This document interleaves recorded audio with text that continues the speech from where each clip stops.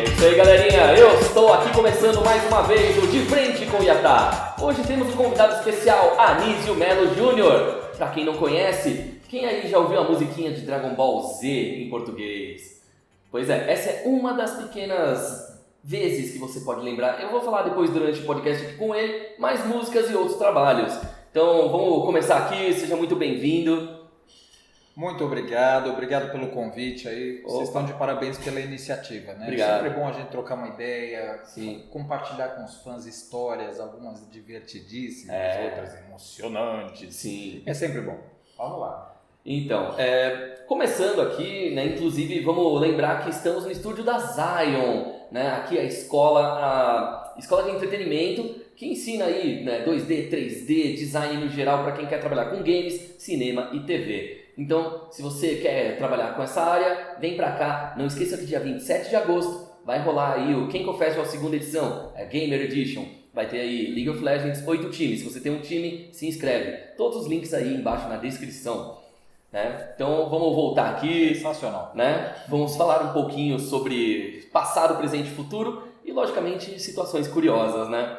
A gente estava até conversando nos bastidores aqui sobre eventos e curiosidades aí, assim, né? Já que você é famoso principalmente por causa de Dragon Ball, né? Foi o Fantástico Mundo de Bob também, né? Também. E aí, deixa eu ver, Doug também teve. Dog Funny, Mega Man. Nossa, Mega Man foi maravilhoso. Hey Arnold. Nossa. Um monte de coisa. Tudo que tinha música boa, ele estava envolvido.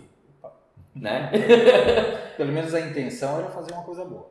Bom, pelo menos pra mim eu posso dizer que foram. Obrigado. Né? Tudo icônico no caso. Né? Bom, você começou a carreira há muito tempo?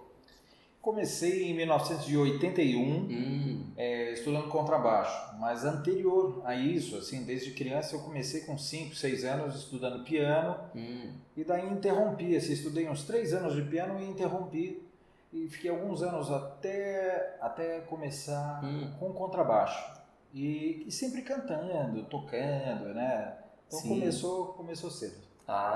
Aí a parte de cantar mesmo veio antes ou depois dos instrumentos? Veio junto. Junto? Veio junto. Porque eu gostava muito, assim, desde muito criança, eu gostava muito de Beatles. Então eu vivia cantando aquilo, né? Assim, a primeira memória que eu tenho da minha vida é eu pequeno no chão para colocar um disco dos Beatles. Nossa. Que era o Twist and Shout. E eu ainda tenho esse disco até hoje. Um compacto, assim, né? Aquelas coisas muito vintage, hoje vintage, mas na época era como se eu tivesse com um home theater assim usando, com Bluetooth, né? Era o que era disponível, Sim. Né? Era novidade, né? De certa era forma. novidade, assim, né? Nossa. Meu pai era uma pessoa que gostava muito de tecnologia e assim, mas de tecnologia vintage, né? Porque ele é da época dele, né? Então coisas assim em casa de a gente ter um gravador Super 8, uma filmadora, gravadores, né? Tanto meu pai como minha mãe eram jornalistas, né? Sim. Então ter um gravador para se fazer entrevista, máquinas fotográficas, essas coisas tudo eles já eram multimídia à maneira que a tecnologia disponibilizava na época. Então, Sim. E é bem legal, né? Então, mas você mesmo se interessava também por tudo isso? Sim, porque eu vivia num ambiente ali que eu via como as pessoas se divertiam com as atividades profissionais. E isso eu trouxe para minha vida, assim, eu tomei por base, assim, eu tomei uma decisão desde criança que quando eu fosse trabalhar para valer, eu ia me divertir com o meu trabalho. Porque eu via que na minha casa, ter um trabalho não era um castigo, não era o emprego, né, como se pensa hoje em dia. Ninguém procurava emprego na minha família, as pessoas procuravam trabalhar, desenvolver atividades. Então é o que hoje se chama de empreendedorismo, era uma coisa natural em casa, assim, de tocar música, era um ambiente sempre muito musical, né? E isso acabou também influenciando a maneira que eu ia enxergando a música e a arte. Meu pai também era pintor, artista plástico, escritor, era um pesquisador de folclore, de línguas indígenas. Então a gente vivia num universo em que meu pai estava... uma das salas da casa era chamada de redação. Por quê? Porque era onde se redigia, onde eles na atividade jornalística escreviam O meu pai também utilizava para pesquisar, fazer as pesquisas dele e sempre num ambiente ouvindo música. Então tinha gravador de rolo, né, aquelas coisas assim, vitrola, essas coisas todas, mas sempre ouvindo música, ouvindo rádio. Então era uma coisa muito antenada e ouvindo-se de tudo, né? Eu tenho uma irmã mais velha que ela ouvia o que? Beatles, Rolling Stones, o que hoje era o classic rock, na época era o que era lançado, né? Então eu via Herman Hermits, outras bandas, Animals. Então eu falei assim, puxa, que legal isso aqui. E meu pai ouvindo Projeto Minerva, que eram coisas de uma rádio em que se colocavam gravações muito antigas e resgates assim de pesquisa, né? Então gravações como os Oito Batutas, que era uma banda do Pixinguinha, o Bando da Lua, que era a banda que acompanhava a Carmen Miranda na época dos cassinos e posteriormente nos filmes em Hollywood também. Então a gente via essa influência. A minha mãe ouvindo muito o quê? Chico Buarque, Agostinho dos Santos, Maísa. Então era um caldeirão de influências muito diferentes. Meu pai também gostava muito de bossa nova, de jazz. Então hoje eu tenho um vinis assim, na coleção lá que o pessoal fica louco. Eu falo, como é que você conseguiu isso? Eu falo assim, a gente ouvia era um negócio que estava em casa. Os discos do João Gilberto, os primeiros lançados, né? Aquele do Carnegie Hall também, que foi o lançamento mundial nos Estados Unidos da Bossa Nova, né? Então a gente cresceu num ambiente que a trilha sonora era isso.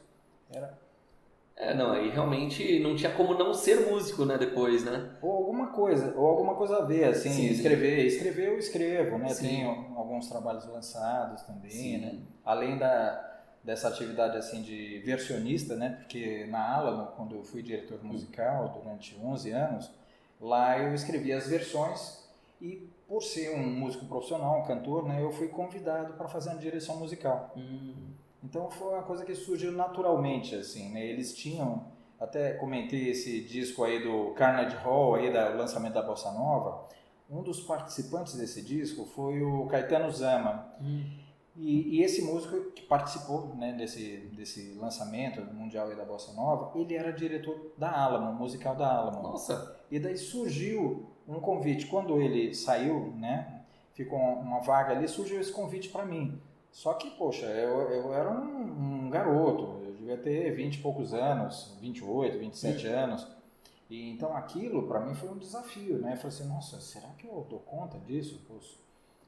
Ocupar uma vaga que já pertencia a um cara tão renomado, tudo ali, né? Então eu falei assim, olha, vamos fazer um teste, né? Se vocês gostarem, a gente segue, né? E isso daí nasceu uma parceria que durou 11 anos, aí posteriormente a Alamo encerrou as atividades, né? E acabou, digamos assim, dando cria, né, a outras empresas de dublagem, né, o que foi muito positivo também nesse aspecto, né? Verdade, que expandiu bastante, né? Ainda mais a dublagem sendo considerada a melhor dublagem do mundo, é brasileira, então, de repente, quanto mais lugares, melhor, assim, né? Mais trabalhos. Isso se deve naturalmente ao quê? Ao material humano que a gente tem, né? Tendo bons atores com essa expertise da dublagem, é natural que se desenvolvam bons trabalhos, né? Com boa direção de dublagem também, né? Assim, particularmente a dublagem não é a minha área de atuação, assim, a minha área realmente foi direcionada para a parte de produção musical, das adaptações, né? Das versões brasileiras, né? Mas assim, a gente não tem como negar, né? A qualidade é incrível, né? Caras como o Jonas Mello, são pessoas incríveis, que você vai ver lá a voz do Fred Flintstone, a voz de vários, do Superman, né? Então você vai ver pessoas incríveis ali, né? Que desenvolveram essa atividade. Né? Verdade. E no meio da dublagem, assim, você acaba fazendo várias amizades diferentes, conhecendo gente nova, gente antiga. Tinha algum ídolo seu que você teve o prazer de conhecer pessoalmente?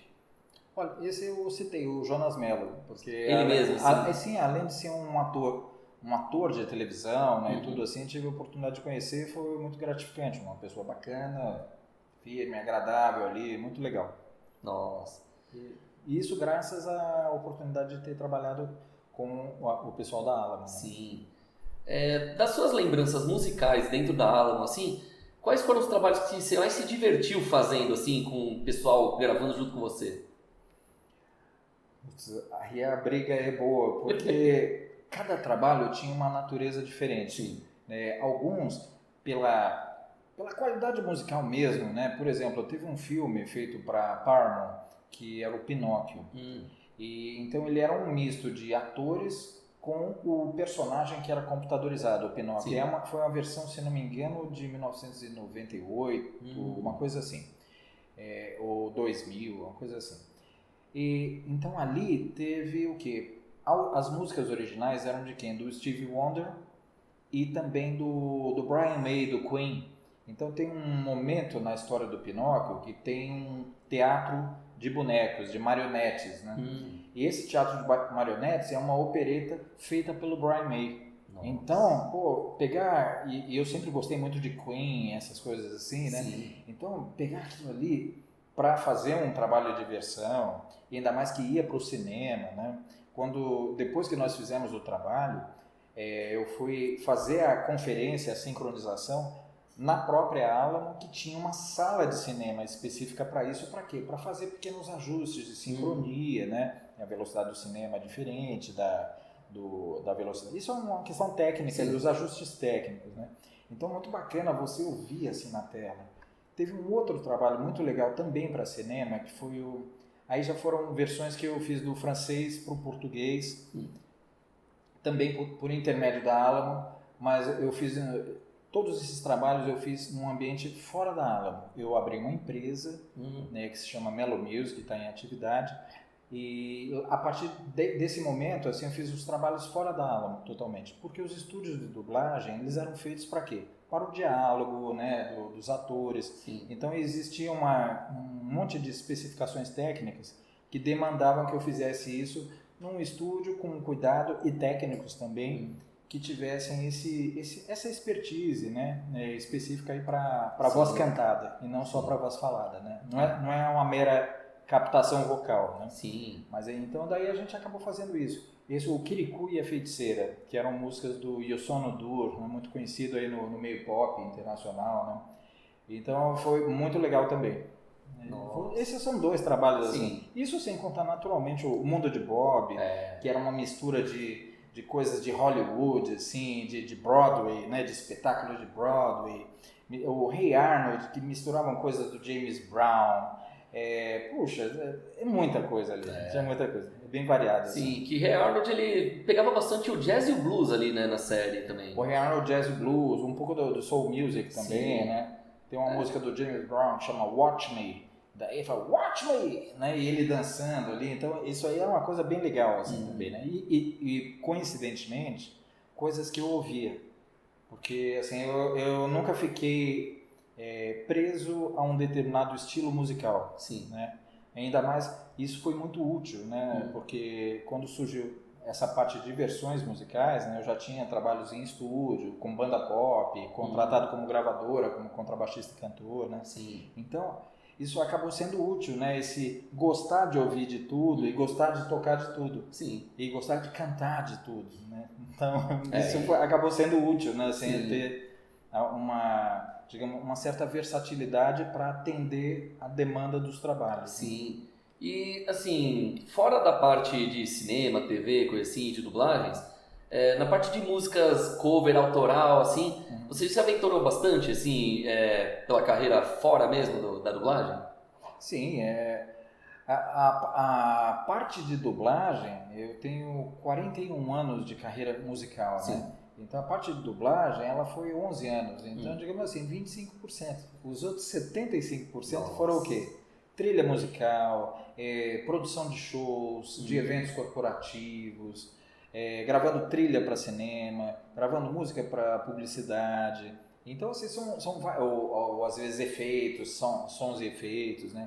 Produzindo para outros artistas, acompanhando músicos em shows, trabalhando para empresas. Eu vou dar alguns exemplos assim bem diferentes, né, para eu ter uma ideia. Por exemplo, por alguns anos eu trabalhei acompanhando os artistas de uma empresa do Gugu Liberato, que era a Promoarte. Sim. Então a Promoarte ele tinha artistas que eram para um perfil bem popular, como o Marcelo Augusto, que depois participou da turma do Didi, Banana Split, Polegar, Dominó, e daí tinha dupla sertaneja, Jaime Marcos. Então assim, era uma coisa muito variada, né? Daí teve outros trabalhos, assim, por exemplo, uma banda que eu fui contratado pela Copacabana, por uma gravadora, né, que era o Autorretrato. Era uma banda de pop e que tinha influência de rock, pop, blues. Digamos assim só para dar uma imagem para quem não conheceu o trabalho. É como tinha bastante influência do que se fazia no rock nos anos 80, como Paralamas, Engenheiros do Havaí, né? Foi uma banda lançada nesse período, em 88, por aí, Sim. assim, 89. Então tinha essa referência, sonoridade, né? Sim. Isso, assim, olha, foi um pouco de tudo. Aí é Um pouco de bom. tudo. Então já mostra o quanto você é eclético mesmo, assim, né? O Frank Zappa falava isso, né? Tanto que ele tinha uma banda chamada Mothers of Invention. Isso é a mãe da invenção, isso é a necessidade, é a mãe da invenção. Sim. É o famoso se vira nos 30, né? Se você tem que fazer uma coisa acontecer, prepare-se para isso. Agora, se por uma sorte sorte ou assim, a sua trajetória facilitou isso, né? Então melhor ainda, dá um pouquinho menos de trabalho. Sim. Mas tudo isso assim envolve você também se debruçar sobre o trabalho e falar assim, peraí, o que eu tenho que fazer de lição de casa que eu não fiz na minha vida aqui para poder corresponder positivamente à expectativa, né? Sim. Te chamam para um trabalho, espera que você faça ele com excelência, com qualidade, né? A bola não pode bater na trave, o gol tem que ser ali no ângulo ali, Sim. sabe? Ali no ninho da coruja, né? Então tem que ser verdade. assim, né? Você falou do Frank Zappa, né? Me lembrei que nos últimos anos de vida dele, ele estava fazendo muitos testes com o synclavier, né? Que era um instrumento diferente. Você já tentou se aventurar em outros instrumentos bem diferentes assim ou não?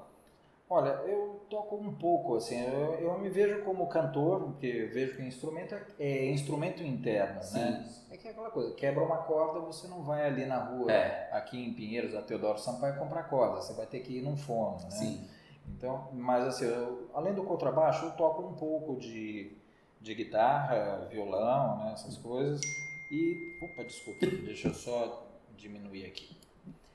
Então, e tem alguns outros instrumentos em casa, assim, percussões. Hoje você consegue, até com um iPad, ou piano, né, que eu estudei um pouquinho de piano, mas eu não utilizo muito teclado. E até com iPad, para sons e efeitos também, né?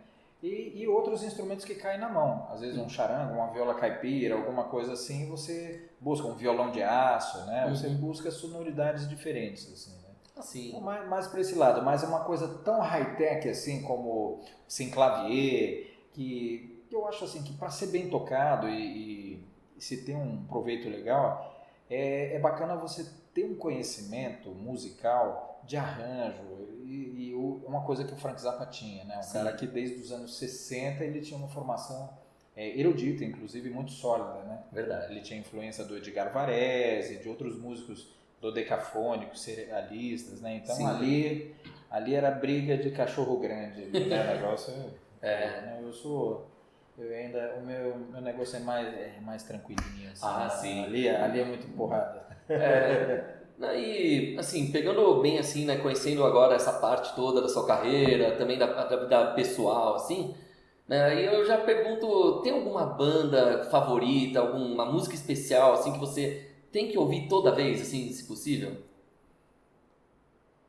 Olha, uma música em especial não, mas, assim, para mim, uma coisa que é uma referência tanto de música, de instrumento, de arranjo, de produção, de inventividade, são os Beatles. Sim. Por incrível que pareça. Porque uma banda que acaba em 1970 e aqui no ano de 2022 a gente ainda fala sobre ela e aprende ouvindo, né? Isso é que é incrível. Você pegar assim, uma banda que se contrapõe a muito do que se faz hoje em dia em termos de tecnologia. Porque eles tinham o mínimo de tecnologia e eles conseguiam extrair o máximo a partir daquilo, né? Sim. Então eles tiravam literalmente leite de pedra. São grandes... No período deles, era necessário que você tivesse uma sala muito boa ou que tivesse engenheiros de som que soubessem trabalhar muito bem as características, né, com as qualidades e deficiências de uma sala, né? Sim.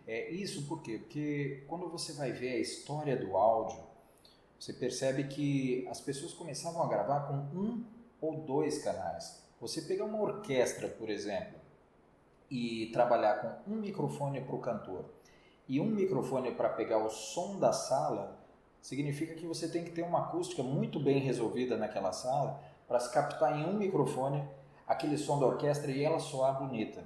Isso se aplica não a Beatles, mas imagina Chuck Berry, Frank Sinatra, sabe, Big Bands, Duke Ellington, Count Basie. Então você vai ver um negócio ali e fala, pô, como é que esses caras soam tão bem até hoje?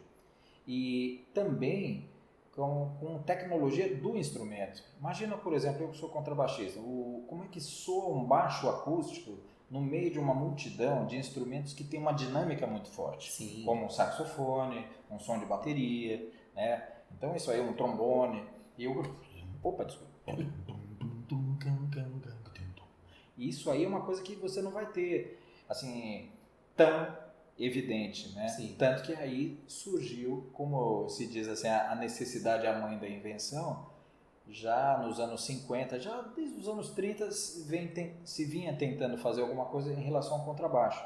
Mas daí lá para 51, um tal de Leo Fender desenvolve um instrumento chamado Precision, o Precision Bass. E depois, 9 anos depois, ele inventa o Jazz Bass. E daí você começa a ter um instrumento elétrico para fazer frente ao quê? A uma guitarra que já era eletrificada, aos vocais que estavam eletrificados e microfonados, né? E daí você começa a ter esses padrões. Então eu acho assim, fascinante esse lado também, né? Sim. Quando eu montei o estúdio, eu já vivia nos estúdios gravando, o pessoal me chamando para gravar contrabaixo ou fazer vocais, corais, sim, arranjos vocais, né? E eu sempre ficava do lado dos técnicos ali. O que você está fazendo? Como é que você faz isso? Como é que você capta isso? Né? Então a curiosidade também é uma fonte de aprendizado, né? Sim. Hoje, com essa mesma curiosidade, você vai no YouTube, pega tutorial de tudo e daí no fim você está tocando lá um instrumento exótico. Por quê? Porque simplesmente você teve a curiosidade de ir atrás, buscar um instrumento, ver quem que toca bem, quem pode te ensinar aquilo ali. E claro, se puder ter um professor, melhor ainda, né? Verdade. Vai tirar ali em tempo real as dúvidas, né? Sim. E aí, na parte de instrumentos, a gente acaba vendo tanto os clássicos sendo remodelados hoje em dia em novos instrumentos eletrônicos, né? Sim, saxofone MIDI, violinos elétricos desde os anos 70, sim, com o Jean-Luc Ponty, né? O aerofone, que é o saxofone que é elétrico, né? É com sopro e elétrico ao mesmo tempo, é uma coisa curiosa. É o EW1, que ele é o Michael Brecker, que inclusive tocou com o Zappa. Ele e o Randy Brecker, que é trompetista, que era o Brecker Brothers. Então eles faziam as metaleiras. Eles tocam no Zappa em Nova York e outros álbuns também. É sensacional, né? Nossa. Não, mas teve vários instrumentos que acabou só tendo uma versão e depois esqueceram, deixaram pra trás. Tipo aquele Casio DG20, né, que é a primeira guitarra MIDI, é de 87. Sim. Essa, por exemplo, eu tenho uma em casa, mas sim, demorei muito para encontrar alguém que soubesse como mexer nela e tal, para poder fazer reforma. Aí você tem muita dificuldade, novo, assim? Os instrumentos novos, assim, você paga o preço, digamos assim, da inovação, né? Sim. Então, os MIDIs, por exemplo, teve contrabaixos MIDIs, a Pivey chegou a fazer também. Daí eles tinham uns problemas que eram o quê? A velocidade que o som é processado e é mandado, que a gente chama de latência, né? Esse entre você bater o dedo nas cordas e ela soar. Então você tinha que, digamos, tocar antes do tempo, contando com esse retardo, com esse delay, né? Para que você tocasse no tempo junto com a banda. Sim. Então é um negócio meio doido, né? Você está tocando antecipado de todo mundo, porque você sabe que o tempo vai chegar atrasado. Mas quando chegar atrasado, ele vai ter que estar milimetricamente em cima, tight, como a gente chama, juntinho, apertado ali junto com a banda. É uma loucura. Então isso não é prático, né? Sim. Então a tecnologia ela é boa quando você não tem que pensar no recurso tecnológico. Ele simplesmente está pronto e te serve, digamos, na velocidade do teu pensamento. Sim. Isso é assim, é que eu falo brincando assim, a tecnologia, os recursos, eles são como os recursos financeiros. Em vez de você ser, ou qualquer ferramenta que você tenha, se você for um carpinteiro, você não vai chegar para alguém e falar assim, cara, você precisa ver a furadeira de bancada e a minha tupia e a minha serra tico-tico. Não, você vai falar, olha, eu fiz esse móvel, você gostou do design? Sim. Olha, ele está confortável para você sentar? Então, essa é a visão. E na música a mesma coisa, Sim. né? Assim, olha só que bacana, eu tô com um instrumento aqui que, pô, ele me serve bem, né? Você nem fala do instrumento, você fala, você gostou do som, né? Tá? Porque aquilo é só uma ferramenta, Sim. enfim, né? Verdade. E de todos os instrumentos, assim, qual foi o que você mais teve dificuldade, assim, para aprender? Pelo menos dos que você tentou, assim. Puxa, eu nunca pensei na dificuldade. Para mim, assim, a minha relação com um instrumento é uma relação de um desafio divertido, sabe? Assim, eu não vejo problema em aprender. E assim, a dificuldade que qualquer pessoa tem com um instrumento, na prática de um esporte, Sim. ou seja o que for na vida, é você desenvolver as memórias necessárias para aquilo fluir com naturalidade. Então, nós temos memórias como, por exemplo, a memória muscular, que é a memória do movimento. Então, quando você vai fazer uma escala no instrumento, quando você começa, é a coisa mais triste do mundo, porque você está fazendo com que o seu corpo desenvolva um movimento que ele nunca fez. Então, aquilo é novo. Então, o que você faz? Você submete o seu corpo e o seu cérebro a uma repetição. E dessa repetição vai surgir a naturalidade.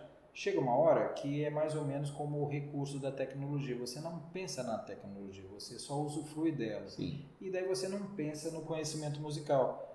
Você não, quando vai tocar ou vai fazer um solo, uma improvisação, você não chega lá e fala assim, olha, agora eu vou usar uma pentatônica porque a penta blues fica bacana. Não, você vai pensar assim, pô, você não vai pensar nada, você só vai tocar, porque o conhecimento já está sedimentado dentro de você. Sim. Você vai pensar em quê? Em emoção, o que aquilo traduz para você. É muito abstrato, mas assim, na verdade é como eu acho que seria interessante. Eu vejo músicos assim com uma capacidade incrível mecânica e às vezes eu acho o som um pouco chato, sabe? E outros caras, eu vejo eles com uma habilidade mecânica, uma sonoridade incrível, uma criatividade no discurso, porque isso ele está falando, só que através do instrumento. É uma linguagem não verbal. Eu vou citar um cara, nem é do contrabaixo, um guitarrista, o Jeff Beck. Pô, ele é uma espécie de Miles Davis. Ele está assim há mais ou menos há uns 50 ou 60 anos, tocando bem o instrumento dele. E desde lá da primeira coisa que eu tenho conhecimento dele é dos Yardbirds. Depois o trabalho dele em grupo, Jeff Beck Group, que era o Rod Stewart de cantor, o Ron Wood, atual guitarra dos Stones, era baixista e tudo mais. Ele está sempre propondo alguma coisa diferente. Então o Miles Davis tinha disso. Começou no bebop nos anos 40, depois ele já foi para uma coisa, olha, isso aqui está muito rápido, muito prolixo, eu quero uma coisa com menos nota. Daí ele lançou um jazz mais tranquilo, que era o cool jazz. Sim. E depois eu falei assim, puxa, eu quero ir para uma coisa diferente. Daí ele começou a trabalhar com ruídos, outras sonoridades. Puxa, eu quero misturar com essa galera do rock, tem gente boa, pô, não tem que ter essa parede entre o jazz e o rock. Daí propôs a fusão, que é justamente a fusion, no Beaches Brew, acho que em 67, se não me engano. Então você vai vendo, pessoas com a cabeça aberta. O Jeff Beck é a mesma coisa. Tem um disco dele que chama Who Else, que ele já mistura todas as influências dele de blues, de rock anteriores, assim, mas fazendo o quê? Usando o eletrônico. Então não precisa também ser aquela coisa purista, não. Uma banda tem que... Não tem que nada. Você tem que... Ou se você tiver que... Você tem que ser feliz fazendo a coisa, ou ser sincero fazendo o som. Né? Vai lá, pega o instrumento, faz, cria, desenvolve. Faz uma coisa, acima de tudo, honesta. Sim. Tem que ter honestidade intelectual nas coisas, sabe? Não faça só para ganhar grana, porque você vai perder tempo e talvez você nem ganhe grana. E muitas vezes a pessoa é despretensiosa disso e ela acaba atingindo o que se chama de sucesso. Para mim, hoje se pensa muito em sucesso de uma forma que eu acho diminuída, né? Fazer sucesso é ter tantos milhões de views no YouTube. Fazer sucesso é ganhar dinheiro. Fazer sucesso é aparecer nos programas mais badalados da mídia. E para mim fazer sucesso é o que a palavra diz. Fazer sucesso é uma sucessão, é uma consequência é ser bem sucedido. Ou seja, você fez tomou uma atitude e essa atitude gerou uma consequência. A consequência é o sucesso. É a sucessão desses fatos, ela vai te levar ao quê? A ser reconhecido pelo que você fez, ou ser criticado, o que também pode ser benéfico. Sim. Se você for criticado de uma forma que alguém te aponte soluções, puta, que legal, aprendi mais uma. Meu pai tinha uma expressão bacana, quando ele aprendia uma coisa nova, ele fala, olha que bacana, desasneia um pouco mais, né? Porque o asno diz que o cara é burro, né? Ele falou, olha, desasneia um pouco mais, ou seja, aprendi mais alguma coisa. Né? Já dizem os filósofos antigos, só sei que nada sei, né? O pensamento socrático, né? Ali, né? É isso aí. Relembrando que Sócrates não é apenas um jogador de futebol, também tem o mais antigo. Sim, um anterior, mas o Sócrates também, ele era um filósofo da bola. O cara que tinha 1,90 m, calçava 41. Nossa. Ele não conseguia virar sem cair, porque o equilíbrio era básico. A planta, né? A raiz dele ali, o pé ali era pequeno. Daí ele teve a ideia de falar, eu não preciso virar, é só bater de calcanhar. Daí vem a origem do Sócrates, jogador, filosofando com a bola. Ele batia de calcanhar para não ter que girar. Isso todo mundo esperava o cara virado para o oeste e ele batia a bola para o leste. Ou seja, o gênio é isso. A necessidade é a mãe da invenção. Hoje é o nosso tópico de hoje. Sim. Falando em criatividades, né, e justamente necessidade, assim, das suas músicas autorais, assim, né, aí vem aquela parte que eu fico curioso, de onde você mais se inspira, pelo menos quando é mais música própria mesmo, assim, sem ser um tema que te deram para fazer. Eu acho que na vida. Que quando você vê pela história da música, as músicas que mais ficam assim no ouvido das pessoas são aquelas que fazem com que você se conecte um pouco com o momento da vida daquele que criou. Então, quando se faz uma canção de ninar para uma criança dormir, aquilo conecta com o quê? Com toda a memória afetiva de alguém que um dia cantou para o seu filho, para sua filha, ou para os netos, assim, uma canção para dormir. Quando se faz uma work song, que eram as canções de trabalho que geraram o blues, se cantava para aliviar a dor de um sofrimento de você ter sido trazido do seu continente para trabalhar numa condição de escravidão. Então, tudo isso tem um peso muito forte na sua memória afetiva em relação à música. Por exemplo, tem músicas que, para mim, assim, refletem momentos da vida.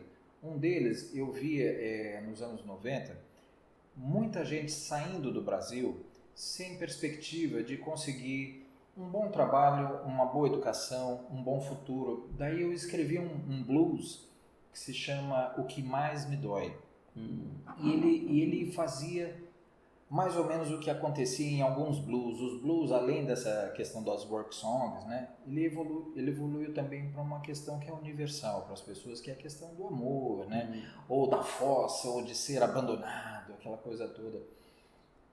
Então, o que mais me dói, eu vou só falar um pouco da letra rapidamente, assim, porque ela pode ser tanto de um cara falando para uma mulher que está abandonando o Brasil, quanto de alguém que está vivendo uma situação do país em que ele sofre com aquela condição de pessoas do seu país saindo para buscar oportunidades porque não via uma oportunidade à altura do que achavam que seria o justo e merecido, né?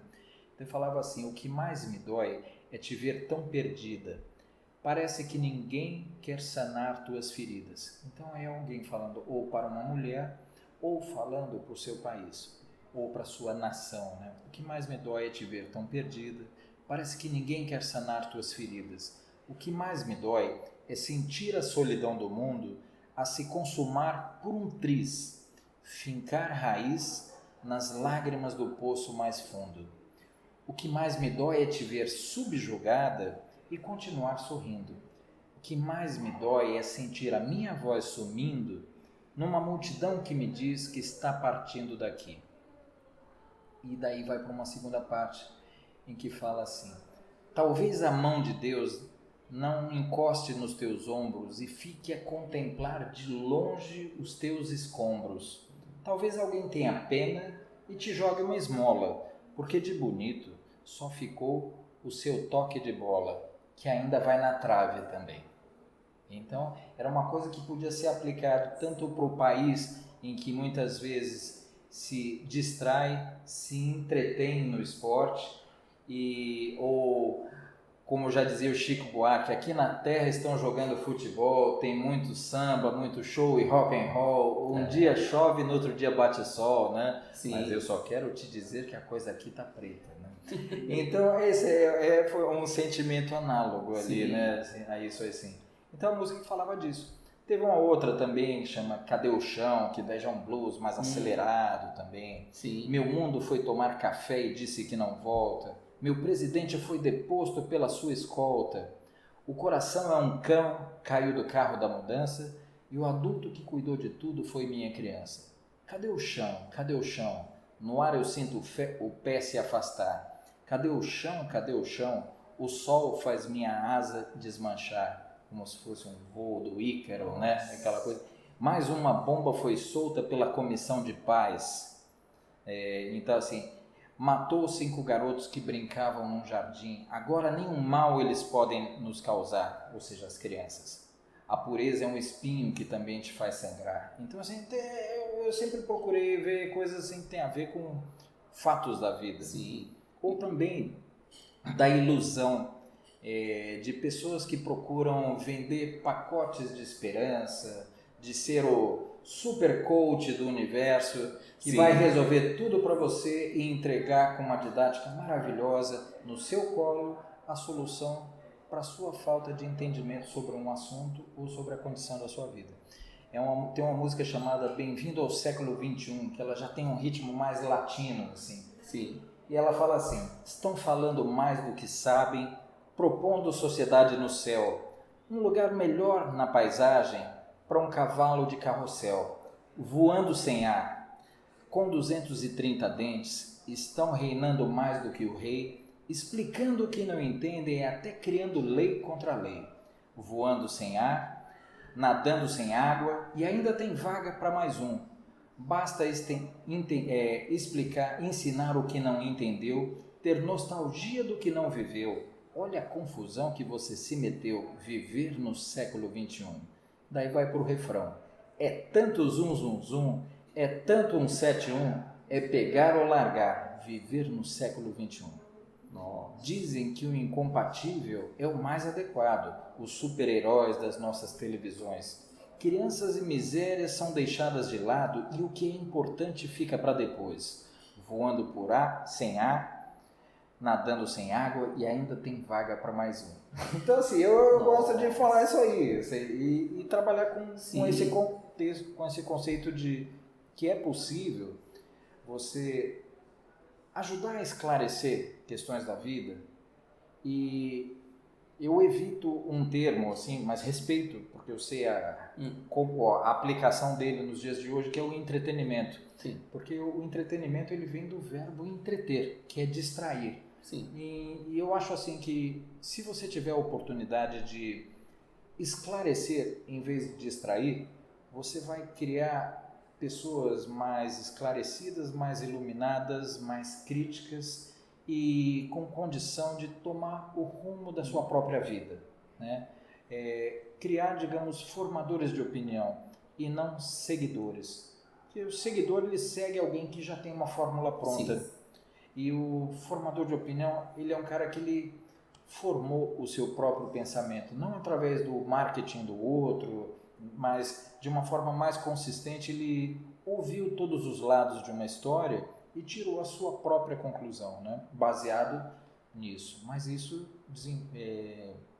demanda que a pessoa desenvolva algumas habilidades, né? Por exemplo, como uma conversa. Você tem que, num diálogo, aprender a ouvir, aprender a falar, aprender a interpretar o que é dito, né? Então, e em cima disso a gente vai construindo esse grande muro, sei lá, ou essa grande casa que é a casa do teu conhecimento, digamos, de uma certa sabedoria, né? Dos seus saberes, né? Sim. E onde aplicar esse saber.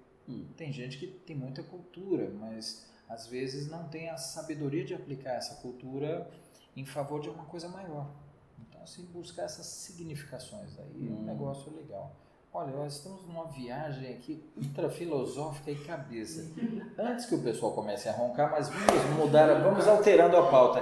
Aqui o negócio assim é quase chá de cogumelo, mas sem chá de cogumelo. É que eu me conheço, eu tenho certeza que essa conversa ia durar pelo menos umas 8, 9 horas. Sim, isso aí faz parte. Eu faço, às vezes eu faço umas lives assim, daí o pessoal fala, olha, a gente tem uma limitação de horário. Eu falei, claro, foi em Roma como os romanos, né? Vamos lá. Olha, só pode ser 1 hora. Eu falei, claro, então vamos fazer 1 hora. Você faça as perguntas e eu dou as respostas. Sim. Só que daí o pessoal começa a viajar e perguntar mais. A última live que eu fiz durou 4 horas e poucos minutos. Daí eu falei assim, meu Deus do céu, isso era para ser rápido? Eu falei assim, eu vou editar. Daí eu falei, mas você edita para o formato de 1 hora? Eu falei, não, ficou legal, eu vou dividir em 4 programas de 1 hora. Eu falei assim, tudo bem, você já resolveu o problema. Então tá certo. Dá jeito para tudo. Realmente. Assim, por isso que entrevista gravada é uma beleza para isso, né? Agora, quando é ao vivo, eu prefiro falar, ó, é live, não tem um tempo certo para acabar, porque não tem certeza quanto tempo vai durar, né? Começa a tal hora, a hora que acaba, aí, sabe-se lá, deixa rolar. Exato. Né? Esse foi o seu recorde, 4 horas mesmo? Ou teve alguma maior, assim? Não, acho que foi de 4 horas. Mas normalmente é isso, assim, 2 horas, 3 horas, 2 horas e meia. Sim. Dependendo do lugar, da situação, 15 minutos, meia hora. Aí vai da necessidade, né? Sim. Como, assim, o tempo, ele é uma coisa que a gente tem que respeitar. Mas se ele tem essa liberalidade, ele fala, não, deixa correr, né?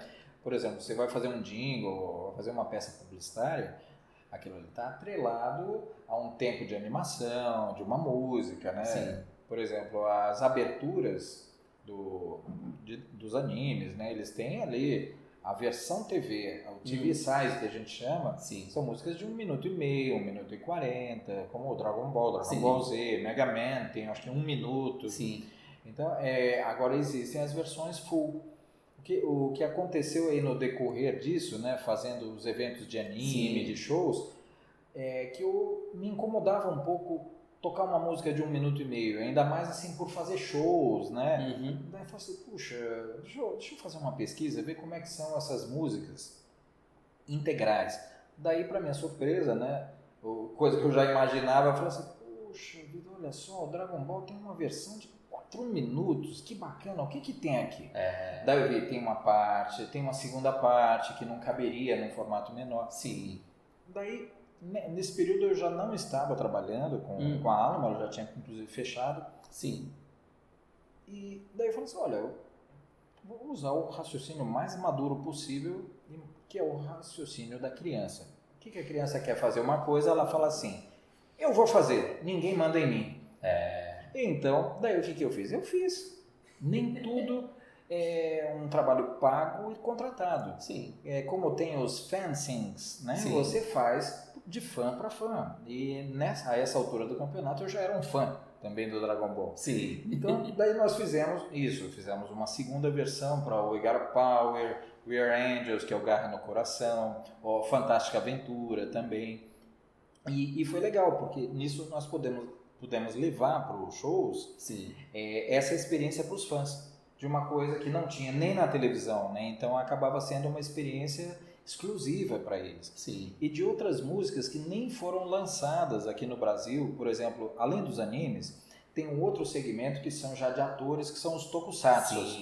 E então nisso, em 2014, eu escrevi uma versão junto com o meu produtor lá, e que criou comigo, idealizou o Anime Voices Brasil, o Marcelo Ginari, de um tokusatsu que é o Kamen Rider Kuga. Um outro amigo nosso já tinha feito as gravações do Kamen Rider Black, que é o Toninho Guise, né? E eu ouvi essa música e me identifiquei na hora, porque tem um cara no setor assim de hard rock, do heavy metal, que eu gosto muito, que é o Ron James Dio. E eu falava, nossa, isso aqui seria a cara pro Dio fazer, mas em português eu vou tentar fazer alguma coisa utilizando um pouquinho essa influência, né? essa inspiração que eu imaginei, o clima do vídeo e tudo mais. Daí nisso nós fizemos uma gravação, daí eu convidei um amigo que já tinha feito, eu conheci inclusive por meio do Toninho Guise para fazer um trabalho no meu estúdio de correção, de masterização de um trabalho de parceria dele com o Toninho Guise, o Diogo Miyahara. Sim. E com o Diogo nós fizemos uma gravação do Kamen Rider Kuga. E o mais legal é que nós fizemos assim os áudios todos no meu estúdio e os vídeos nós gravamos uma parte como se fosse um making off dentro do que estava sendo gravado, no momento que estavam sendo gravadas as vozes. E as externas nós fizemos no topo, isso durante o período de pandemia, nós conseguimos uma autorização especial da Polícia Militar para fazer no heliporto do prédio da Câmara Municipal de São Paulo. Nossa. E lá tem uma visão assim, foi um lugar assim muito especial porque ele tem uma visão 360 graus do centro antigo de São Paulo, uma posição alta, né? Sim. Naquele período o Bruno Covas ele ainda era prefeito, estava vivo e a gente viu inclusive o helicóptero dele saindo, mas já num período que a gente sabia que ele estava adoecido, tudo ali, eu falei assim, puxa, olha só, estou vendo aqui talvez pela última vez. E não foram muitos dias depois que ele veio a falecer. Sim.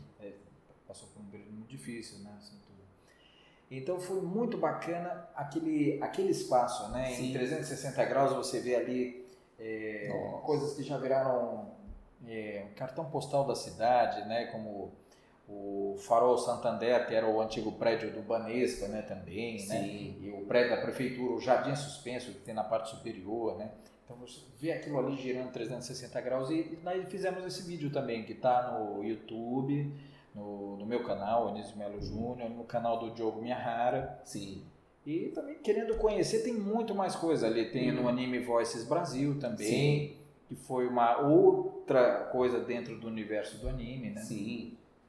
Falando no Anime Voices, né? Que assim, você comentou sobre o Guise, falou do pessoal assim. Sim. E às vezes vocês fazem versões assim, com todas as vozes juntas, né? Tipo, como se fosse uma Jam Project mesmo, né? Exatamente. O Jam Project, ele foi assim a inspiração. Sim. Eu achei muito bacana você reunir vários cantores oficiais para fazer uma gravação. Sim. Mas eu sempre tive também uma mentalidade fora ali a panela, aquele negócio assim de panela que a gente chama, é um núcleo muito fechado, não abrir para os novos. Eu sempre tive uma visão de que um dia eu fui um músico novo, sem conhecidos no meio, sem pistolão nenhum, e eu tive que abrir espaço ou criar espaços e oportunidades através do que eu tinha de bom para oferecer para as pessoas. Sim. E eu fui muito bem recebido e com generosidade por pessoas a quem eu assisti o show deles. E então você está estudando um instrumento ou cantando, indo assistir show de pessoas, daí 3, 4, 5 anos depois, você está num palco tocando com essas pessoas, fala assim, nossa, que bacana. Ou eles estão sendo muito legais comigo, estão sendo muito generosos comigo, ou além de generosos, eu estou fazendo a minha lição de casa e estou à altura de poder pelo menos aprender um pouquinho em cima do palco junto com esses caras. Sim. Então isso foi assim sensacional. Eu posso citar algumas pessoas, o Gigante Brasil, que era um grande batera, que tocou com a Marisa Monte por muito tempo, o Duda Neves, um grande batera de jazz e de instrumental. Então essas pessoas assim são pessoas que são inspiradoras, porque tem uma qualidade, tem um reconhecimento aí nacional, até internacional, e nos acolheram de uma forma muito generosa, né? Sim. Assim, houve ocasiões assim de conhecer músicos e ver essa generosidade e simplicidade assim de uma forma surpreendente. Vou contar um episódio assim, porque história a gente tem muito aqui, mas esse assim é de uma figura muito conhecida. Vamos falar de duas rapidamente. Um acabou um show, fui assistir um show. Um dia antes eu encontro na rua um cara, um contrabaixista, eu fã dos baixistas ali tudo. Eu vi um cara na Paulista, cheguei para ele e eu vi que ele não era brasileiro. Então eu cheguei falando inglês ali, se ele era, por um acaso, O Terry Geezer Butler é apenas o baixista do Black Sabbath.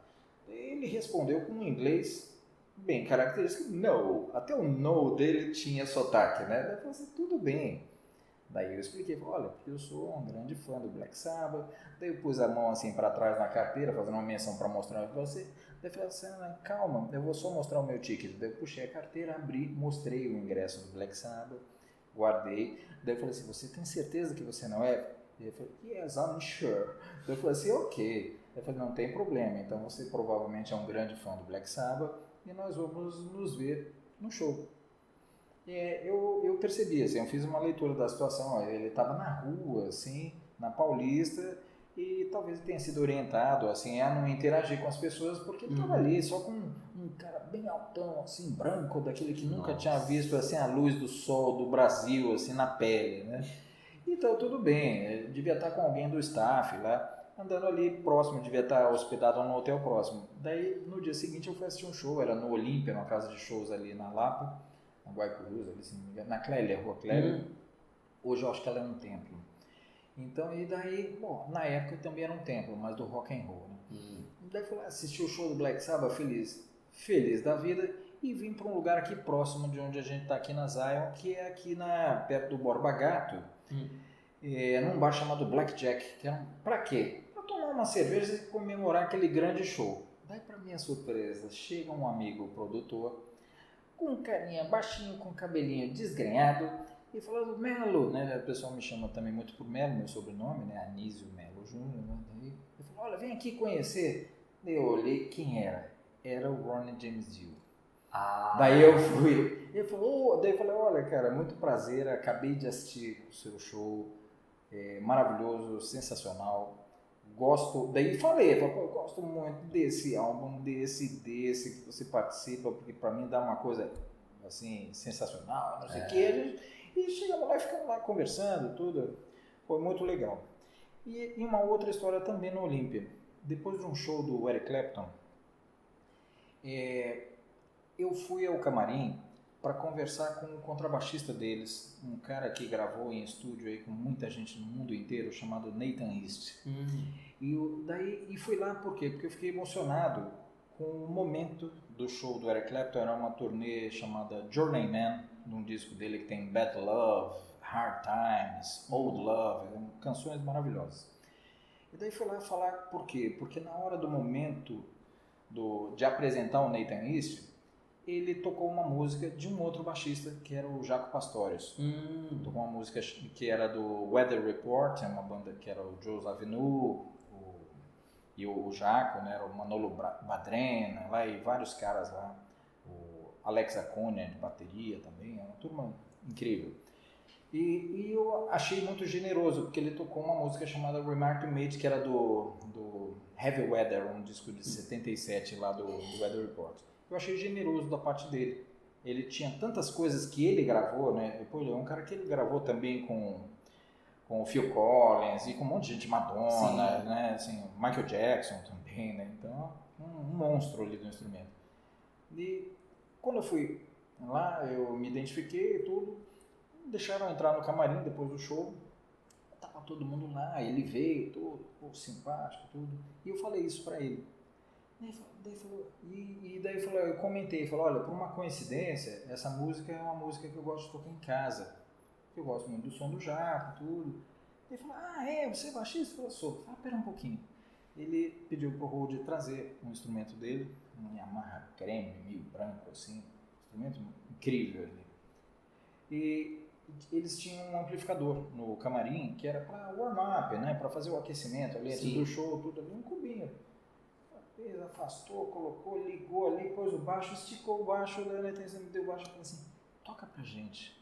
Daí eu falei assim, que bom, né? Se eu fosse mentiroso, eu tava lascado, né? Porque eu não ia conseguir tocar, né? Daí eu falei assim, poxa, que legal. Daí eu sentei no cubo, abaixei e comecei a tocar, assim, pra ele. Tava eu aqui batendo papo, tava aquela coisa, aquela dispersão pós-show ali. Aí, de repente, eu vi um silêncio, assim, né? Porque eu comecei a tocar, só meio que prestou, opa, o que tá acontecendo aí, né? E quando eu levantei a cabeça, tava o Nathan East, o Ray Cooper, que é um percussionista que toca com os óculos, que toca panderola, também toca com muita gente lá, e o Eric Clapton. E eu falei assim, Meu Deus do céu. Eu não vou nem dizer a expressão que eu pensei na hora, mas eu falei assim, ferveu, vai para ficar algo mais próximo assim do que eu pensei. Eu falei, bom, seja lá o que Deus quiser, baixei a cabeça e continuei tocando, acabou, daí quando acabou todo mundo batendo palma, eu falei, nossa, eu acabei de tocar pro Eric Clapton. Não, esse é uma... Planeta é isso, né? Fala assim, pô, cara. Nossa, e o cara falou, olha, quando você for aos Estados Unidos, vai fazer uma visita pra gente. Então, assim, eu acho sensacional isso, assim, a receptividade dos caras, a simplicidade. Sim. Porque é aquela coisa, é o exame de sangue, né? Você faz um furinho no meu braço, no seu, no Eric Clapton, seja quem for, vai ser um negócio chamado sangue que é da mesma cor de Sim. todo mundo. O resto é conversa, é ideologia furada, sabe? É preconceito, é visão distorcida da realidade. Então eu acho bacana quando o cara se pauta nisso.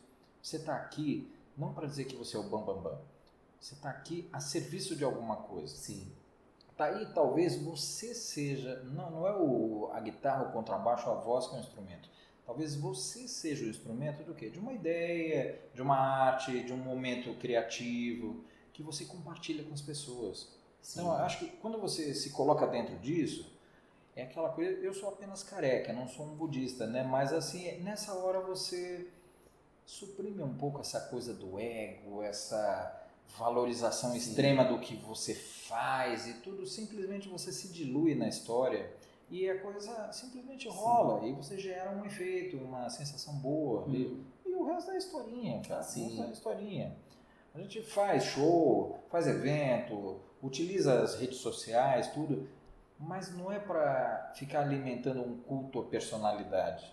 É simplesmente para mostrar para as pessoas que você estava com elas ou que você gosta de estar com elas e que é importante para você. Isso aí não é uma coisa de afirmação da sua qualidade, mas uma alegria de estar junto. Eu fiquei muito feliz ultimamente com a volta dos grandes eventos. Nós tivemos aí só do universo de anime, tivemos o Anime Friends, que eu acabei tocando em 3 shows lá. Sim. Eu fui para fazer um show, acabei tocando em 3. Foi muito legal, cara. E o Festival do Japão também. Então, pô, é bacana você estar diante de 50 mil pessoas, 10, 100 mil pessoas ali novamente, né? E é muito legal estar diante de 10 pessoas. Sim. Ou de 3 pessoas, como a gente está aqui no estúdio. Sim. Estar junto com as pessoas, né? Eu acho que isso é uma das coisas fundamentais do artista, que o seu som, a sua arte, a sua pintura, a sua escrita, ela chegue às pessoas para se compartilhar isso tudo. Sim. Aí é legal, o resto cara, é bobagem, o resto o vento leva. Sim. Nossa, aí nessa parte aí de tocar e tal, fazer os sons, né? Aí, por exemplo, assim, não sei se você se lembra direito assim, daquele dia que a gente se encontrou inclusive naquele bar lá na Praça da Árvore, né? A gente tava no Casimiros. Isso. O bar ali do Renato Mendes. Era aniversário dele. E a esposa dele, a Tati Pacheco, que é cantora, ela me convidou. Falou assim, pô, vamos fazer um som junto? Eu falei assim, vamos. O que você quer fazer? Eu falei, eu tenho umas bases aqui. Então eu falei assim, legal, vamos organizar essas bases. Daí a gente fez um ensaio no meu estúdio. E ele falou assim, vamos fazer um show. Quais são as músicas que você gosta? Você quer tocar para ele, tocar para o público? Eu falei, legal. Aí a gente fez um show especialmente para aquela ocasião. Sim. E foi divertidíssimo. Eu falei, qual que ele... E descobrimos que o Renato gostava de cantar. Ele falou, o que ele gosta de cantar? Ele gosta de cantar Capital Inicial, não sei o quê. Eu falei assim, bacana. E é um cara também que adora música. Ele também é uma das pessoas que está à frente aí de um trabalho muito legal online, que é a rádio Stay Rock. Sim. Então, com isso, você vê assim, como as pessoas estão ali uma para as outras, né? Sim. Então, assim, é um cara que acaba fazendo aí um trabalho de divulgar, né? Às vezes as pessoas chegam e falam, mas o rock já é uma coisa antiga, morreu, agora é eletrônico. Eu falo, não, gente, a expressão artística, ela não morre enquanto ela tiver pessoas que estejam fazendo. E enquanto tiver pessoas que estejam a fim de ouvir, a fim de curtir. E mesmo que ela não está a fim de ouvir e curtir, ela esbarra com aquilo, ela simplesmente, se aquilo emociona, toca, ou altera a adrenalina dela, fala assim, opa, Isso aqui não é uma coisa que passou sendo ignorada, isso aqui mexeu. Fala assim, então tá vivo. É o famoso mexeu, tá vivo. Pronto, ali, né? Então, aí, bom, tem assim alguns shows, né, que você toca com banda mesmo, outros que é só o instrumental gravado. Pra Sim. você, o que é mais legal fazer assim? É realmente reunir uma banda ou fazer um show mais solo, dueto? Sempre reunir uma banda. Eu só não me apresento, eu só me apresento com base instrumental quando, assim, por uma questão de estrutura, de logística do show, não é viável eu me apresentar. Então, ou também a pessoa não tem condições, dependendo da localidade de um show, em arcar com todas as despesas de quê? De passagens aéreas, alimentação, hospedagem, traslado.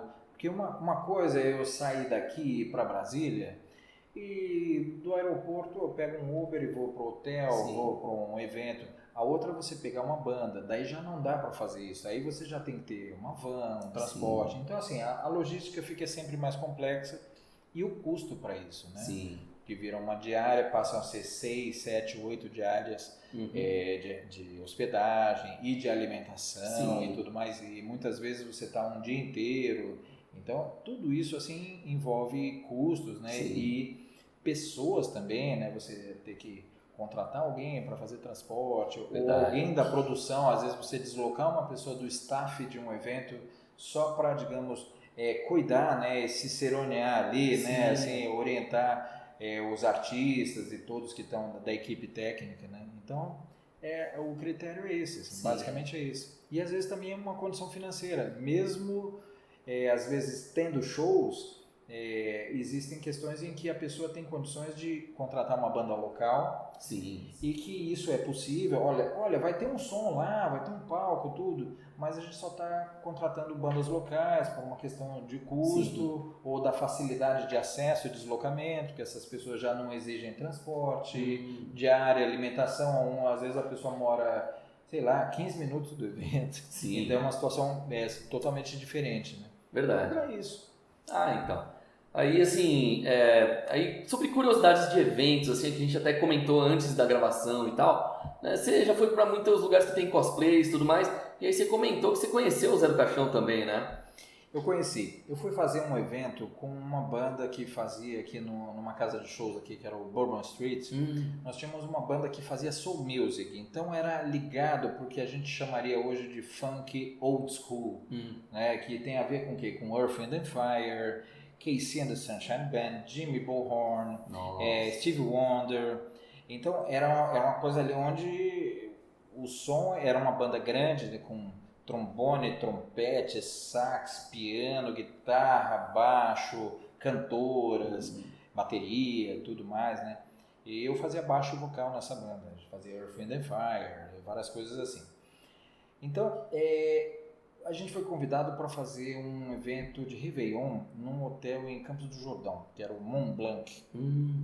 E nisso, por ser aquela coisa da passagem de ano, os caras contrataram o Zé do Caixão mesmo, o Zé Mojica, né, lá o original, para fazer todo aquele mise-en-scène de terror ao vivo, com gelo seco, fumaça, falando da morte, aquela coisa, a morte, este ano está morrendo, está acabando, em breve sobrarão apenas trevas e cinzas, e tudo isso para preparar a entrada, né? A entrada do ano. E daí quando eu entrava, já dava a contagem, fazia a contagem regressiva. Vamos fazer a contagem regressiva, aquela voz toda dele lá, as unhas enormes, aquela cena toda, né? E daí depois disso entrava a banda celebrando, fazendo uma música do Kool and the Gang, que é a mais assim conhecida de todas, para saber que é o Celebration, né? Inclusive é uma curiosidade, uma música que foi produzida por um brasileiro, né? Sério? Ela foi produzida por um cara chamado Elmir Deodato, que ele também fez a versão de 2001 do Stanley Kubrick, também um filme dos anos 60. Então assim, um cara que se radicou dos Estados Unidos lá e fez versões incríveis, assim, eu recomendo conhecer a obra dele, tem muita coisa no YouTube do Eumir Deodato, veja, o cara é uma fera. Sim. Sabe muito. E daí nisso a gente conheceu o Zé do Caixão, né? Não deu para apertar a mão dele. As unhas. Assim, mas um tapinha no ombro ali, muito rolou. Nossa. Não, mas realmente, né? E, bom, o nosso segundo episódio aqui do podcast, inclusive, foi gravado com o neto dele, né? Puxa, que bacana. Então, o Pedrinho, né? O Pedro Marinhos, ele veio pra cá, que ele acabou de lançar esse ano o primeiro filme dele. Né? Então, aí a gente aproveitou para conversar sobre isso, né? Sobre situações que ele já passou por causa de preconceito dentro da família, fora da família e tal. Aí aquela coisa, ele acabou herdando as roupas, alguns filmes, algumas coisas assim, não tudo porque tinha aquela coisa que tinha que dividir entre a família, né? E o chapéu ele utiliza nesse filme, né? Então assim, não é um filme de terror, é um filme mais de drama e tal, mas ele fala, né, um pouco de música e tudo mais. E ele foca bastante na ideia do videogame, o quanto o videogame ajudou a vida dele também. Olha só. Então é uma coisa interessante. E aí eu já pergunto pra você joga videogame? Não, eu não jogo videogame, mas recentemente recebi um convite para escrever trilhas para RPG. Ah, e é legal. Então isso também foi muito bacana, porque foi feito, nós fizemos 4 músicas, elas estão sendo lançadas aí assim aos pouquinhos, né? Porque ela depende também da produção da animação, que é a animação para as músicas de abertura, de encerramento dessa série. Eu recomendo aí, quem quiser conhecer um pouquinho, chama Critical Skills. E ela foi feita por um pessoal que tem todo um embasamento de psicanálise, de psicologia e psiquiatria, porque ela ajuda no tratamento e para ajudar na sociabilidade de pessoas com uma pequena ou moderado grau de autismo.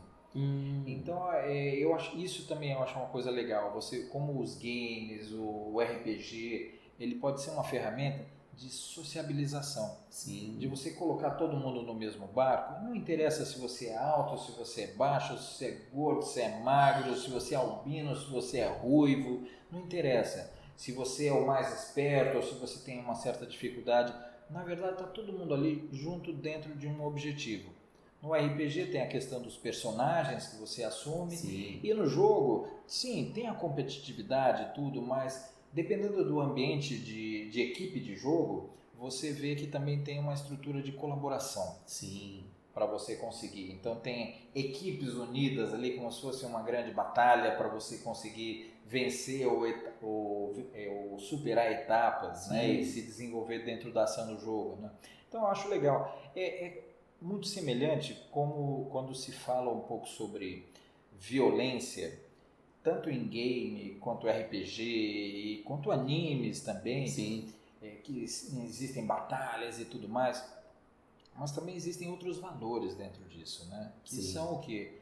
Os valores da amizade, da união para você conquistar objetivos. Então tudo está envolvido dentro de uma coisa maior. Pode estar sendo usado em favor de uma coisa maior, né? Isso é pelo menos assim, uma visão que eu tenho.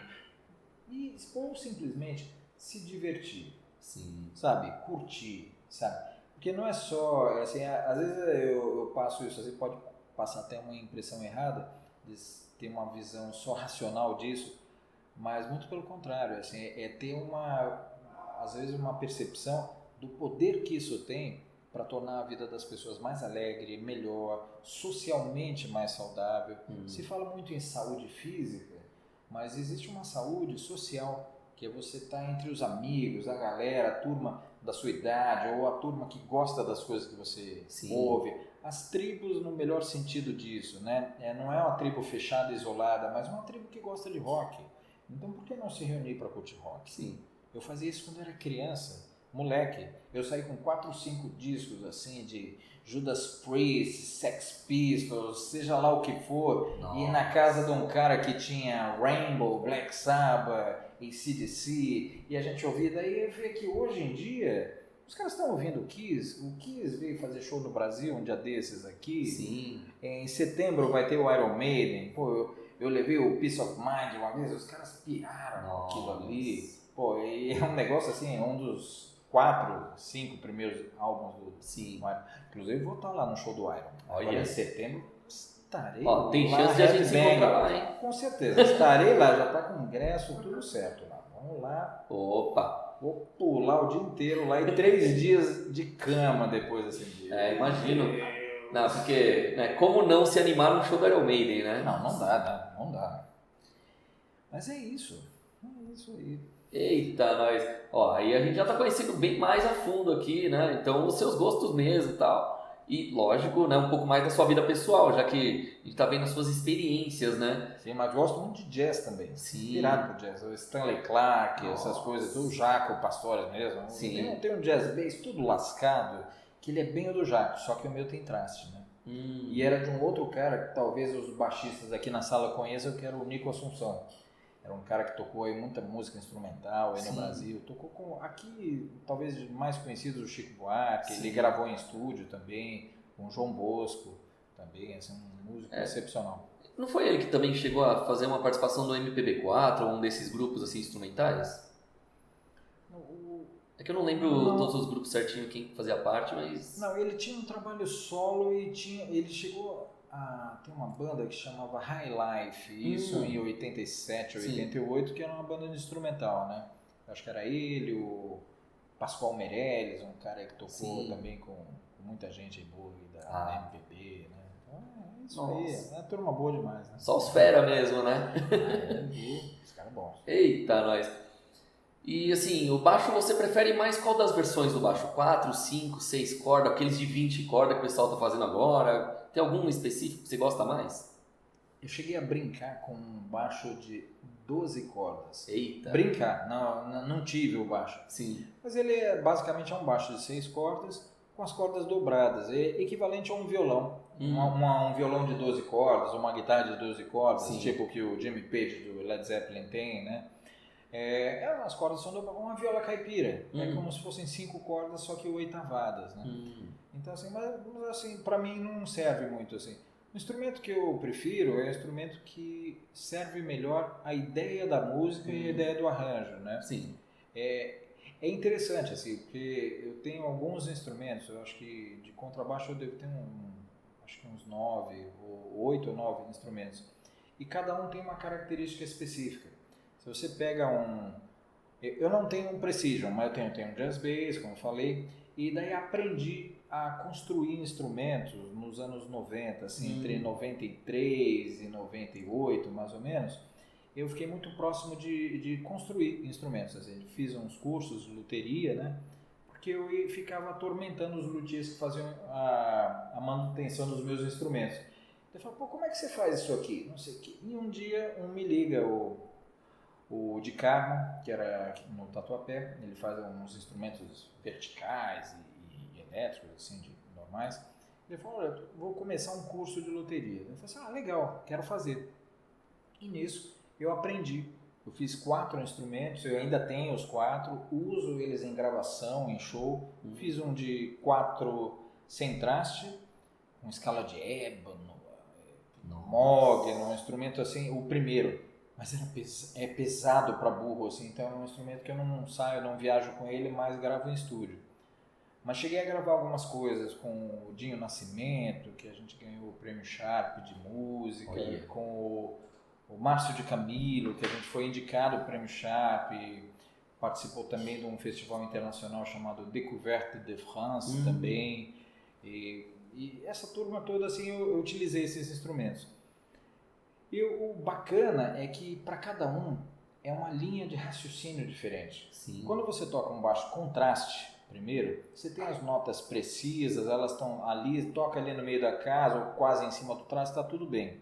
Quando você toca com fretless, você tem um instrumento que é o instrumento sem traste, né, que ele não tem aquelas barrinhas, para quem não conhece o termo aí do traste, né, ele gera notas que são além das notas que a gente chama do sistema temperado, né? Por exemplo, uma escala, digamos que ela tem 12 notas, uma escala cromática, que ela vai de meio em meio tom.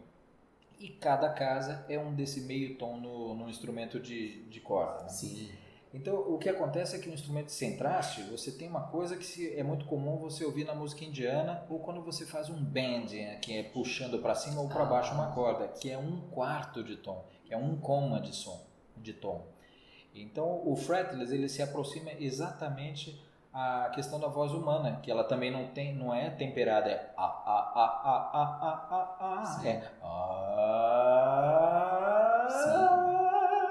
ela vai escorregando, glissando, né?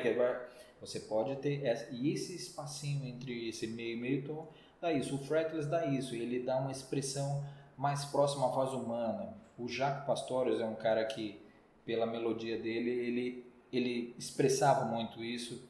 Tem outros caras como o canadense, o Alan Carron também, muito bom. Outro cara também, o Gary Willis também. E já para um outro universo, mais para o rock, o Les Claypool, também do Primus, também, ele é um cara que usa baixo de 6 cordas, sem traste, toca slap, é uma piração. É um mundo, né? Sim. E para cada um raciocínio. O de 5 cordas tem uma corda mais grave, e então algumas dobras de som você pode fazer inclusive com a mão esquerda do piano ou dos teclados, né? Então, dos sintetizadores. Então é interessante, assim, tudo é recurso. Para cada um você vai ter um raciocínio. Um baixo de 4 cordas para um de 5 cordas, contraste, tem essa diferença. O fretless também, né? O de ser sem traste, esse recurso melódico das sonoridades. Então, para cada um. E você vira um outro baixista com esse outro instrumento. Com essa linha. Com 4 cordas você tem um tipo de apoio, um tipo de técnica de abafamento de corda, porque quando você toca, você não pode ficar deixando a corda que você tocou suar, senão vai virar um turbilhão de notas sobrando desnecessárias. Então é a mão esquerda e direita tocando e ao mesmo tempo abafando, principalmente quando você grava, para você ter essa clareza das notas do que é preciso ser feito, né? Sim.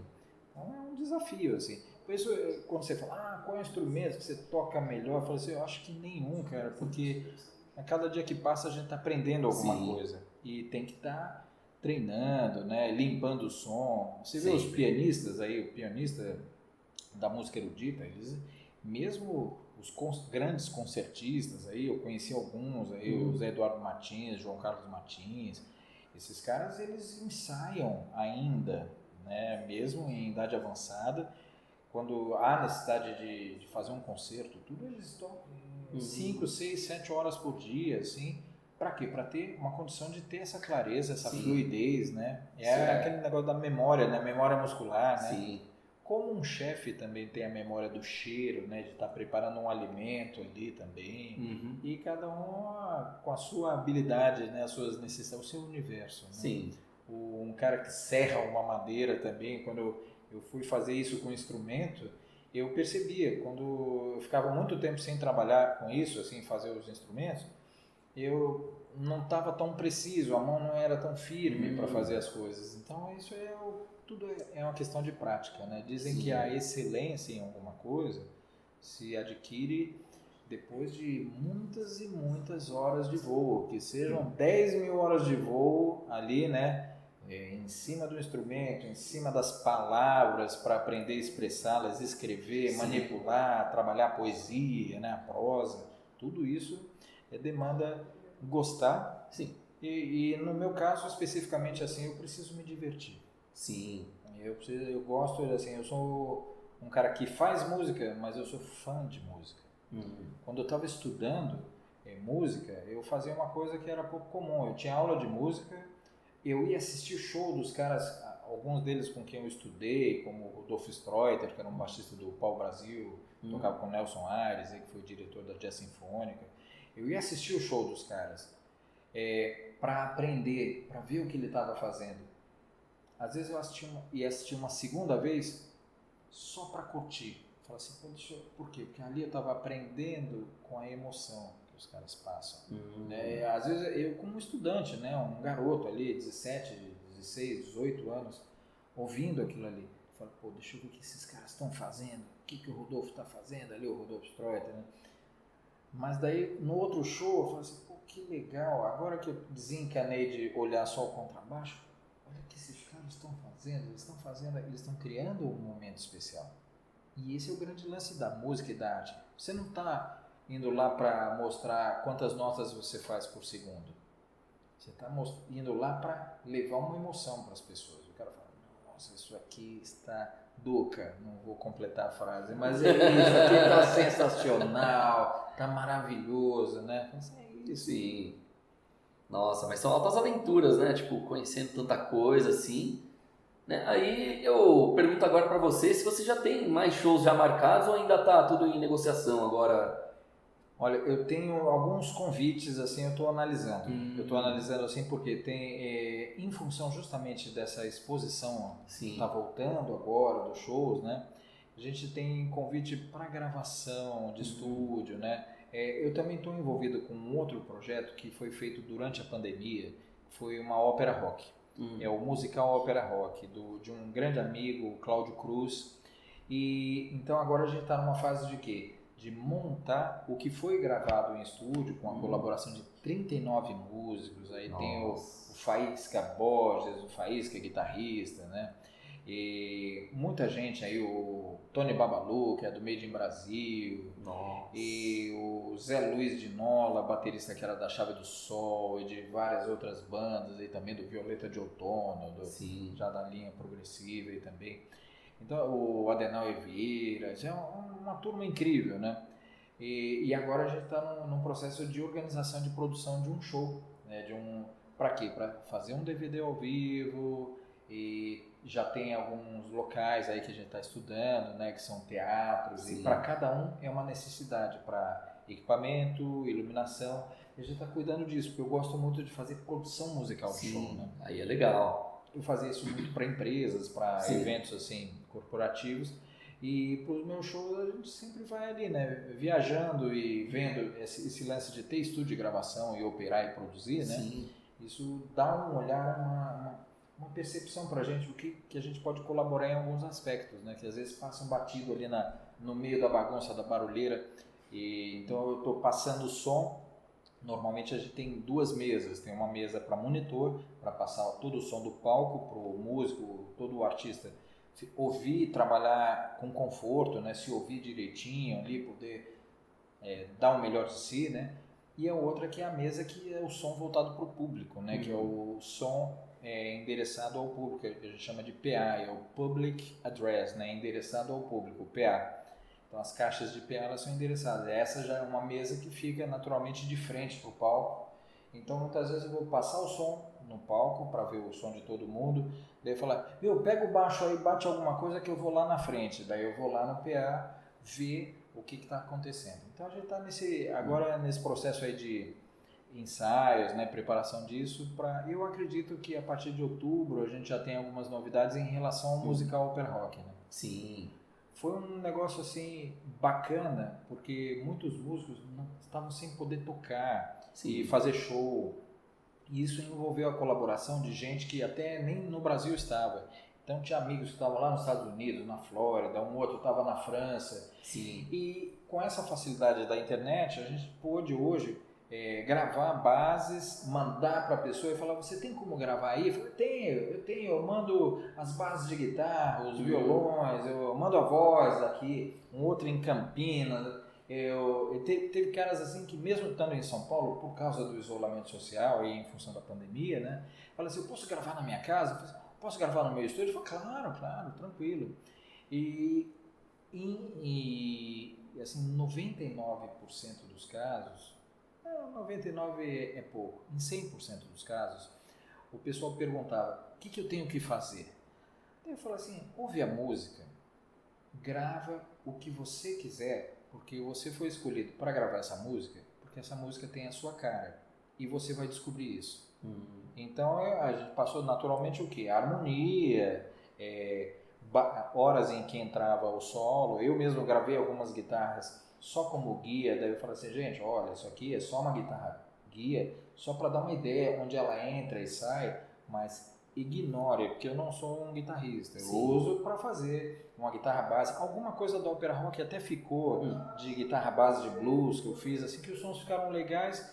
Daí o Cláudio falou assim, mas essa guitarra ficou boa, vai limar? Eu falei assim, não vai atrapalhar? Eu falei, não, então deixa. Daí ficou, sabe assim, mas eu me vejo como um contrabaixista, não como Guitarrista, eu costumo dizer, eu prefiro chamar um adulto para fazer aquilo ali.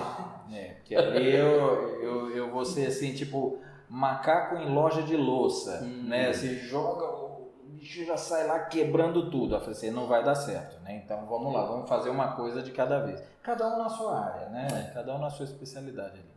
Eu uso mais guitarra e violão, assim, mas só para composição, para às vezes fazer uma pré-produção, gravar alguma coisa ali, passar linhas gerais de uma ideia, né? Quando a pessoa quer assim, eu queria ouvir alguma coisa, legal, eu gravo alguma coisa ali, você vê como é que tá, mas sim, o especialista é você. Você vai trazer, o instrumentista, assim, um cara tarimbado, ele sempre vai trazer o quê? Além da qualidade dele, um olhar que você não tem.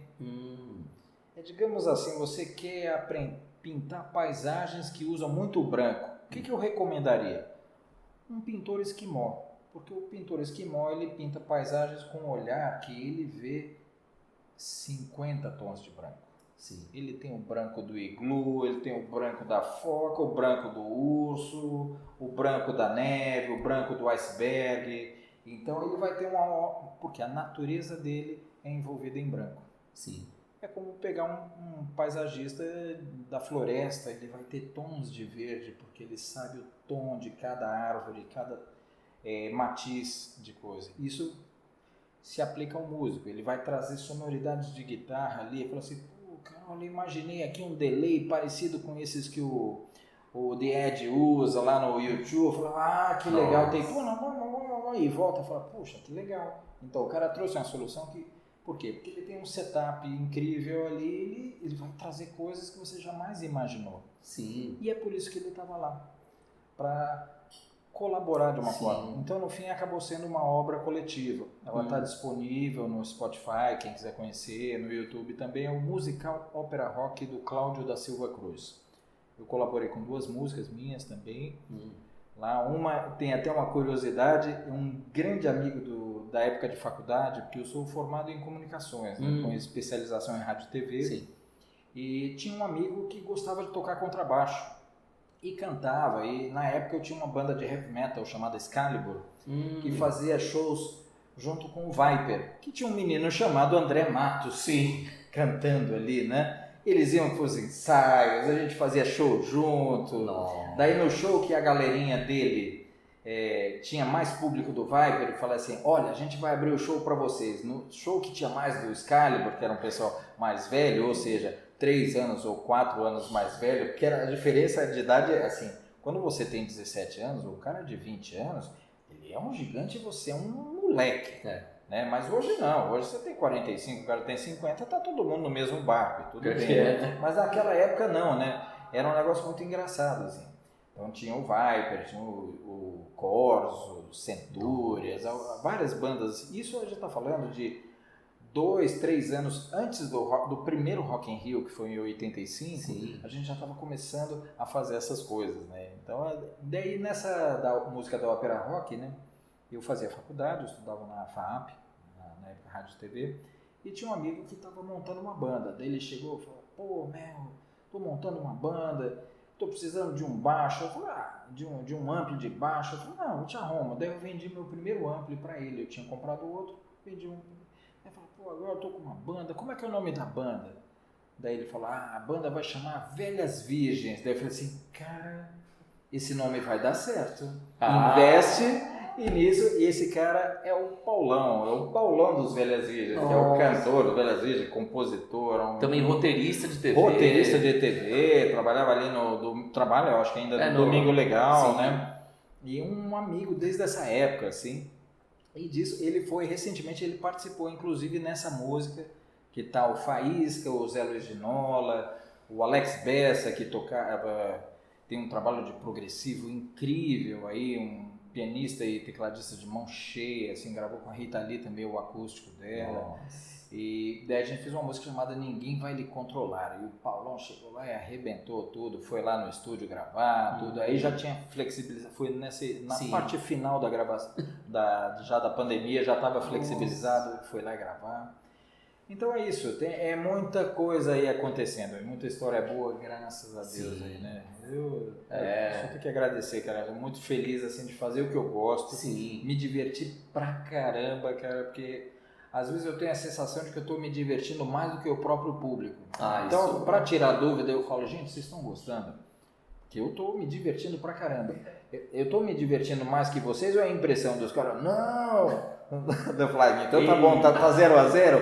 Então tá bom, podemos seguir daqui? Vamos, então vamos em frente, Sim. né? É isso aí. Então, bom, pelo visto, então você gosta bastante de criar também as músicas, certo? Sim. Então eu posso fazer uma espécie de convite/desafio? Vamos. É que assim, existem alguns youtubers músicos, produtores musicais em outros países que fizeram isso. Pegaram um dia, 10 horas dentro do estúdio para criar um álbum inteiro naquele dia. Aceita fazer isso comigo? Aceito. Então, tá registrado aqui. Em 10 horas fazemos um álbum? Em 10 horas o desafio é a gente criar um álbum, nós dois ali. Se quiser chamar mais gente para participar, vai. Ótimo. E a gente faz aí, né, quantas músicas forem pro álbum inteiro nessas 10 horas. Legal. Perfeito. Pronto. Então já tá marcado, hein? Tá marcado, hein? É isso aí. Vai ser uma parceria interessante. Vai ser legal. Né? O mais legal dessas parcerias Sim. é que você não sabe o que vai acontecer. Exato. Aquela coisa... Tem uma coisa que eu acho muito infantil, na verdade. Assim, infantil não na melhor expressão do termo, mas ingênuo, eu diria. Sim. Que é achar que a gente está no controle das situações. Quando você cria, você não está no controle de nada, cara. Você é quase assim uma interface entre a cadeira e o computador. Tem um negócio chamado Homo sapiens ou pretensamente sapiens. Sim. Nem sempre tão sapiens assim. Então você simplesmente vai e faz. Sim. Então o legal disso é criar. Tinha uns dias que eu acordava brincando e falava assim, hoje eu não vou falar nada sem rimar. Sim. Então eu falava tudo que eu tinha que falar rimando. E assim as coisas iam acontecendo. E assim eu ia discursando. E o ando ia ficando. Nossa, daí. Não, pior que isso me fez lembrar até um episódio de um desenho lá do Johnny Bravo, né? Que ele rimava o tempo todo. Chegou na metade do episódio e ele fala: sou um poeta e não sabia, vou fazer rima todo dia. Não sabia, vou fazer rima todo dia. Não, era incrível. Tanto que marcou, né? Na minha infância, de repente eu ouço hoje, tipo, quer dizer, lembrando agora, assim. É muito legal. Então, aí, assim, de repente a gente pode usar esses exercícios para criação nova de música, que Claro. até para ajudar no dia das 10 horas. Claro. Né? E falando em desafios, né? Quem gosta de um bom desafio, dia 27 de agosto, tem aqui o evento Kenko Festival Edição de Games, que vai ter 8 times brigando ali entre si para ver quem ganha no League of Legends. Se você tem um time, vai lá e se inscreve, tá aí embaixo na descrição para você saber como participar. E, lógico, se você quer aprender a fazer seus jogos, efeito especial para cinema, etc., entra aí no site da Zion, que também está aí embaixo, para conhecer mais sobre essa escola que ensina 2D, 3D, para cinema, para TV, para videogames e muito mais. Né? E não pode esquecer também aqui o patrocinador, piratasstore.com.br. A gente tem aqui essas canecas de anime, né, que a gente está aqui usando hoje. Sensacionais, One Punch Man. Olha só, tem um aqui parecido comigo, pelo menos uma parte aqui, essa parte aqui careca. O Saitama igualzinho ali. Isso aí, sensacional. Né? E lá também tem camisetas, chaveiros, bonés, vários outros itens, inclusive da banda Arigatões. Então, se você gostou aí do vídeo também, se inscreve, compartilha, curte, aqui de frente com o Iatá, hoje com o nosso amigo Anísio Melo Júnior. Muito obrigado. Obrigado. E a gente se vê. Até a próxima.